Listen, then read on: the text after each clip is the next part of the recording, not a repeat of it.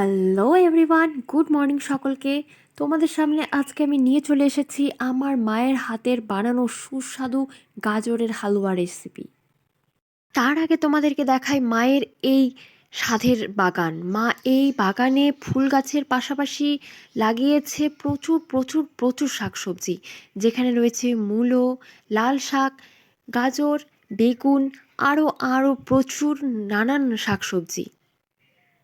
মা আগাগোড়ায় শাকসবজি প্রেমী, তাই মা নিজেই একটা শাকসবজির পুরো বাগান করে দিয়েছে, যেটা একদম গোবর সারের ওপরে তৈরি। বেগুনগুলো কত সুন্দর হয়েছে, একদম ফ্রেশ। আর এদিকে তেমনই রয়েছে ডগডগে লাল শাক। কী যে দারুণ লাগে, খেতেও যেমন দারুণ, দেখতেও তেমন দারুণ। আর এদিকে মা চলে এসেছে গাজরের হালুয়ার জন্য গাজর তুলবে জন্যে। আমার 10 মাসের ছেলেকে আমি মায়ের এই বাগান থেকেই শাকসবজি খাওয়াই, যেমন গাজর, লাল শাক, এই ধরনের শাকসবজি তার খিচুড়ির সাথে খাইয়ে থাকি আমি। গাজরের কি সুন্দর ফলন হয়েছে। গাজর তুলতে গিয়ে কিছু বেবি গাজরও বেরিয়ে আসছে। মায়ের গাজর তোলা শেষ, এবার এগুলো মা নিয়ে এসে ক্লিন করবে। তাই জন্যে গাজরের বোটাগুলো একটা একটা করে ছাড়িয়ে নিচ্ছে।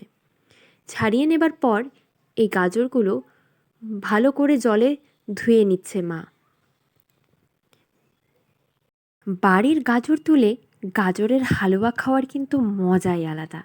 গাজরগুলো প্রায় ধোয়া শেষ, এরপর মা গাজরের গাগুলো ছিলে নিয়ে মেশিনের দ্বারা ভালো করে গাজরগুলো কুচিয়ে নিচ্ছে। এই দেখো, আমাদেরও গাজর কাটা প্রায় শেষ। এরপর এইবার যে দুধটার আমরা ব্যবহার করেছি সেটা হচ্ছে আমুল গোল্ডের দুধ। এই দুধটা আমার মা আগেই ফুটিয়ে জাল দিয়ে রেখেছিল ঘন করে। তারপরে একটি কড়াই বসিয়ে দেওয়া হয়। কড়াইয়ের মধ্যে একটু ঘি দিয়ে তাতে একটু নাড়াচাড়া করে নিয়ে আমাদের কিন্তু এই গাজরটা ভেজে ফেলতে হবে। এই গাজরটা ভাজতে মোটামুটি আধা ঘন্টা সময় লাগবে। যখন ভাজা হয়ে যাবে এই গাজরটার কিন্তু একটা আলাদাই রং আসবে, সেটা হচ্ছে একদম গাঢ় কমলা রং। গাজরটি যখন ভাজা হবে তখন খেয়াল রাখতে হবে যাতে আমার গাজরটা তলায় না বসে যায়। গাজরটা কন্টিনিউয়াসলি নেড়ে যেতে হবে কিছুক্ষণ পর পর।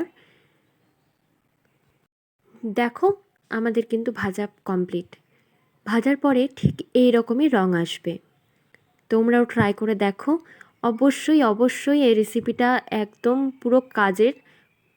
তোমাদেরও গাজরের হালুয়াকে ভীষণ ভীষণ টেস্টি, ভীষণ ভালো বানাবে।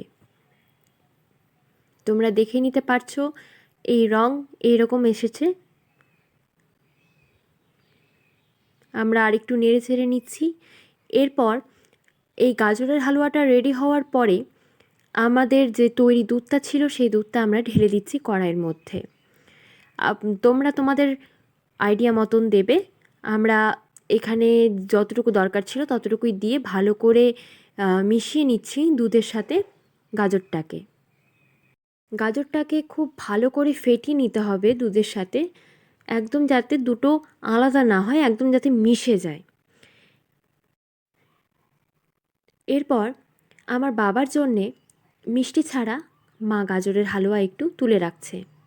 মা এরপরে মায়ের পরিমাণ মতন মা চিনি দিয়ে ফেলেছে, সেটা আর দেখানো হয়নি।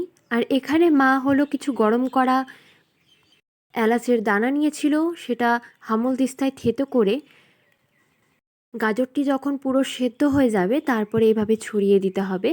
এই এলাচের গুঁড়োগুলো দেওয়ার কারণে এই গাজরের হালুয়ার মধ্যে একটা সুন্দর স্মেল আসে, ভীষণ সুন্দর লাগে খেতে।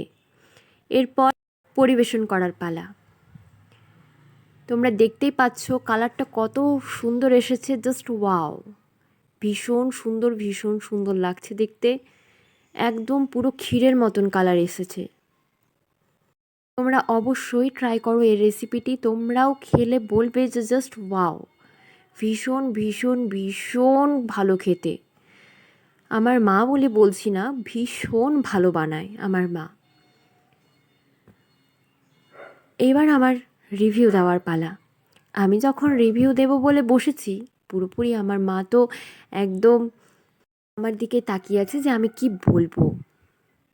ভীষণ, সত্যি বলছি, ভীষণ ভালো হয়েছিল খেতে, খুব খুব ভালো হয়েছিল। তোমরা অবশ্যই এই রেসিপিটা ট্রাই করো, অবশ্যই। আজকে এই পর্যন্তই। পরবর্তীতে হয়তো অন্য কোনো রেসিপি নিয়ে আবার তোমাদের সামনে হাজির হতে পারবো। ততক্ষণের জন্য টাটা।